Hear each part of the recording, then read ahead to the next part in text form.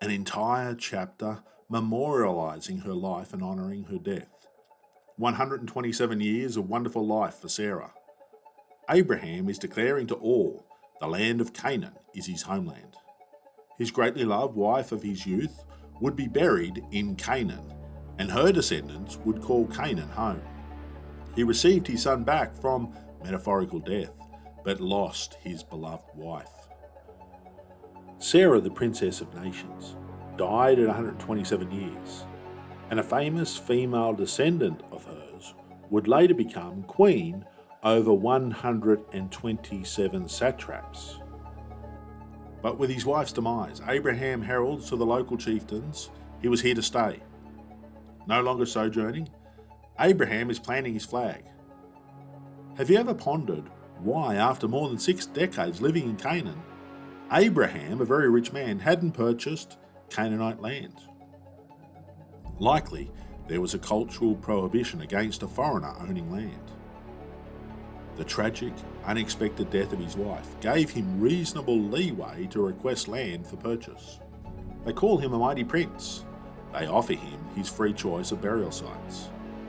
But notice the subtlety. With the offer is a sidestepping of the request for land acquisition. Despite his incredible wealth, Abraham had never acquired Canaanite land. Abraham is using this perhaps once-in-a-lifetime moment. They want him around. They value his presence, but still regard him as a foreigner. I think Abraham is telling them, I either bury my dead in this land as your equal, as a land-owning local, or our alliance ends. Ephron means malleable. Abraham's a cunning man. He wants to negotiate with the malleable one to purchase a cave at the end of Ephron's field.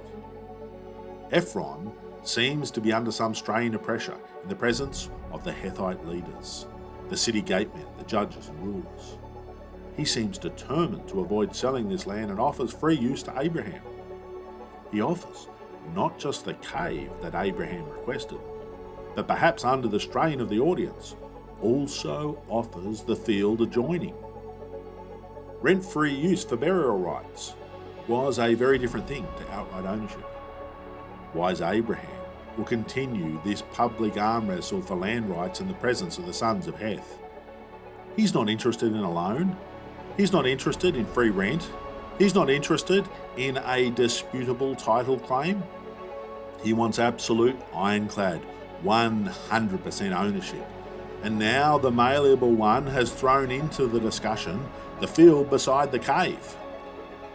Land that was 100% not for sale is now on the table. Having shown due respect, Abraham now effectively says to Ephron, the malleable one, name your price. He names an outrageous price, 400 shekels of silver. But between us friends, what matter is money? Just bury your beloved wife in the cave. Forget the money, is what he's trying to say. But what he actually did was name his price to a very wealthy man. Abraham doesn't hesitate. He doesn't flinch. He doesn't blink. Abraham ignores the repeated offer of free burial and starts laying out the silver on the approved weighing device. And Abraham has paid the full exorbitant price. Land that wasn't for sale now belonged to a foreigner. This land is now publicly, indisputably, Abraham's land. Purchased, witnessed, deeded to Abraham as a possession in the presence of the sons of Heth before all the important men of the region. Machpelah, meaning double. Perhaps Abraham literally paid double its value. Now finally, Abraham owned land in the region God had promised to his descendants as an eternal inheritance. Ultimately, Abraham, Sarah, Isaac, Rebekah, Jacob and Leah were all buried in this cave. Abraham now had a first fruits allotment of the land of promise. Take note, he only received his first fruits promise after a costly death. The death of Sarah led to the hope of promise, the first fruits of his inheritance, purchased at a costly price. No longer a sojourner from a foreign land, now a citizen of the land of promise. Machpelah was tangible evidence of his new citizenship, coming after faithful obedience, true faith demonstrated at Moriah. The land acquisition now completed. And not just the cave, but the cave and the surrounding fields, including all the trees, legally deeded to Abraham. Abraham buries Sarah in the land of Canaan, the land of promise, signalling to all, no more is Abraham a foreigner, no more is Abraham a citizen of Ur, no more is Abraham a Mesopotamian. Yes, he's a Hebrew, originating from the other side of the river, which is what the word Hebrew insinuates. But Hethite lands, the land of Canaan, is now Abraham's home. Abraham's a citizen and a landholder in this land of God-given promise.